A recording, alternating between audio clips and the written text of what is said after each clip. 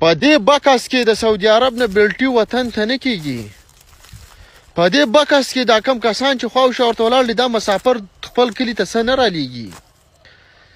دا د میرلي مظلومه بچیان شهیدان دي او په دې باره په پړوی کې چې ناست دی دی مظلومه پلار دی. او نن د دوی د بچو د دې دپاره د پلاسټکان او دا نور شیونه تاویږي د دې د جسد د دې دپاره محفوظ کولی کېږي چې په دې روډ باندې دې پروت وي چې را روان زموږ نور نسل نور بچیان داسې شهیدان نشي. پلار یې خپل ټوکړو ته مینډ په مینډ غم سیوا کېږي خو بیا هم د خپل بچي د قام د بچو د بقا دپاره په روډ باندې ښودي دي.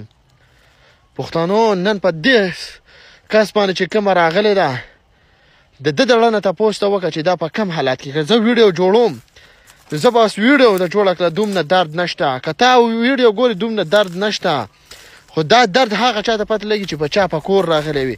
او هر هغه پښتون چې د پردی درد خپل درد نه ګڼي پردي غم کې خپل غم نه ور شریکوي سبا له لنډ دار چې په ده باندې دا غم راتلی شي او خدای دې پرې راولي ځکه چې بې احساسه خر باندې په کار داسې ده په کار به یې داسې ده. اوس دا مظلومه پلار چې ولاړ دی ناست دی او د جسد د زوی د جسد د تابوک نه پلاسټکان تاویږي نو د دې قام د بقا لپاره تاویږي. او دا خرکوس قام د خپلو ښځو کوناټو ته او د خپلې ښځې خېټې ته لګیا دی او د زنده‌باد د مرده‌باد دپاره لګیا دی او د خپل را روان نسل ورڅخه غم نشته چې سبا له زما د نسل به څه کېږي. نن خو میرلي کې په وزیرستان کې غم او درد جوړ دی. زه په دې دیر کې ښه په امن ناست یم.